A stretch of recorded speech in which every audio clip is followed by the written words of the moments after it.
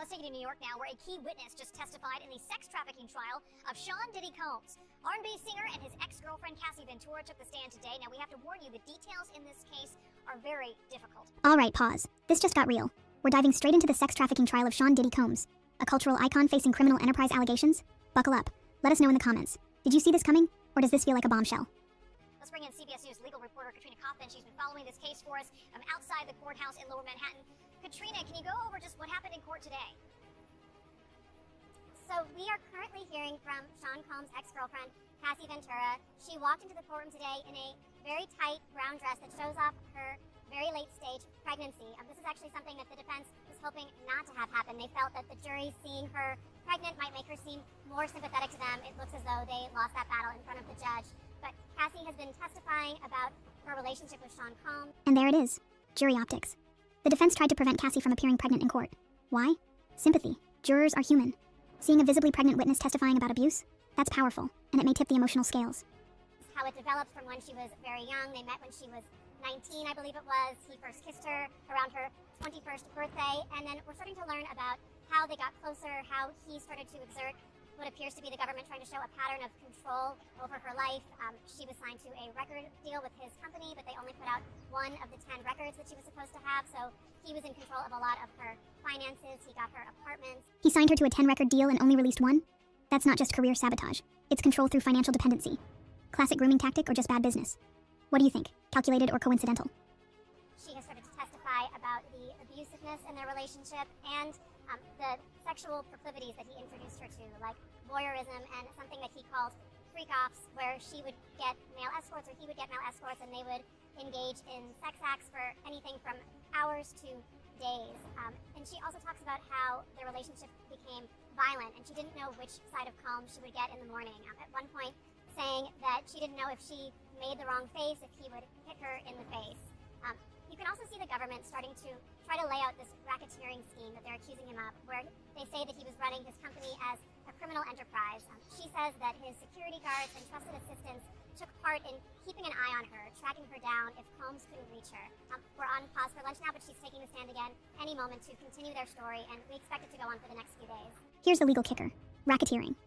Prosecutors aren't just saying Diddy did bad things. They're alleging a full-blown criminal enterprise. If proven, this isn't just about personal misconduct. It's about systemic abuse with an infrastructure behind it.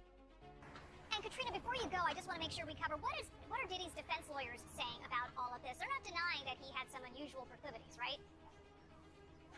You are absolutely right. In opening statements yesterday, they made it clear that they are owning up to a lot of Sean Combs' faults. They say that he's guilty of domestic violence, that he has committed assaults, that he has a really bad temper, but they're saying these are not the things that he's charged with. You know, at the same time, they do want to really make him seem more empathetic to the jury. It was even just interesting watching Sean Combs in court today. I was looking at him during moments that might, strike a chord with the jury, and sometimes I could see him, looking at Cassie and then scanning them to get their reaction. Really, their defense is, one, that he has a lot of these issues, but they just do not align with the charges here.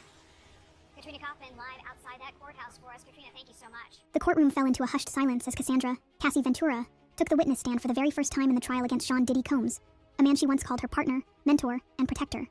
What followed was a harrowing account that would chill every person present. Dressed in a simple black suit, Cassie carried herself with a quiet intensity, her voice steady but thick with emotion. The judge asked for order as murmurs rippled through the crowd. This was the moment the nation had been waiting for, the unraveling of a powerful man's empire, one shocking testimony at a time. Cassie began by recounting how she met Diddy, at the tender age of 19.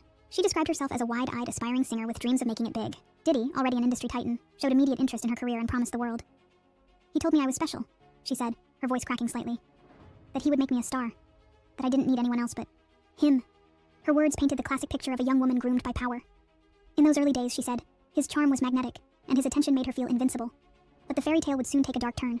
Within months, she claimed, their relationship had morphed from professional to deeply personal, and increasingly controlling. She described how Diddy took over nearly every aspect of her life. What she wore, who she spoke to, and when she could leave the house. At first, I thought it was love, Cassie testified. But then I realized it was about domination. She told the court how she was gradually isolated from friends and family, dependent solely on Diddy for emotional and financial survival. But it was when she recounted the parties that the courtroom's mood grew darker. Cassie detailed a disturbing ritual Diddy allegedly imposed, which he referred to as freak-offs. According to her testimony, These were orchestrated nights where she was required to engage in sexual acts with other men, sometimes strangers, often under the influence of alcohol or drugs, and always under Diddy's gaze. He would film everything, she stated solemnly. It was never consensual. I was scared. I felt owned. Gasps rippled through the gallery as she described the emotional and psychological coercion. She said saying no was never an option. If I resisted, she explained, he would become violent. Or worse, he'd threaten to ruin my life. Perhaps the most damning part of her testimony came when Cassie described an incident that occurred in a Los Angeles hotel suite in 2012. Her voice faltered as she recounted being beaten by Diddy during a jealous rage. He thought I was looking at another man, she said. He slammed me against a wall, punched me, and dragged me across the floor by my hair. She added that hotel staff witnessed the aftermath, but no one intervened. The prosecution displayed grainy hotel surveillance footage that appeared to corroborate her claims, showing a disheveled Cassie limping out of an elevator while trying to hide her face. Cassie's testimony continued with accounts of forced drug use. She claimed Diddy kept a constant flow of substances, ecstasy, cocaine, and alcohol, to keep her compliant. He'd hand me pills like they were candy, she said. If I didn't take them, he'd accuse me of being ungrateful or disloyal. She alleged that these substances often left her in a daze during the so-called freak-offs, further blurring the lines of consent. She emphasized that she was often under duress, psychologically broken and physically exhausted. Her voice trembling, she told the court, I wasn't living, I was surviving. Throughout her testimony, Cassie remained composed, but there were moments when tears slipped down her cheeks. She apologized to the court multiple times, not for what she endured, but for taking so long to speak up. I was scared of what he might do to me, or to my family, she said. He told me he'd kill me if I ever told anyone, and I believed him. Her words cut through the courtroom like a razor. The gallery was frozen, some spectators visibly shaken, others wiping away tears. Even the jury looked visibly disturbed, some shifting uncomfortably in their seats. The defense attempted to discredit her, suggesting she was exaggerating events or seeking a financial settlement. But Cassie stood firm. She reminded the court that she had already settled a civil case privately. What she wanted now was justice. This isn't about money, she said, locking eyes with the jury. It's about truth. It's about telling the world what he really is. So he can't do this to anyone else. Her closing remarks echoed through the courtroom as the judge called for a recess.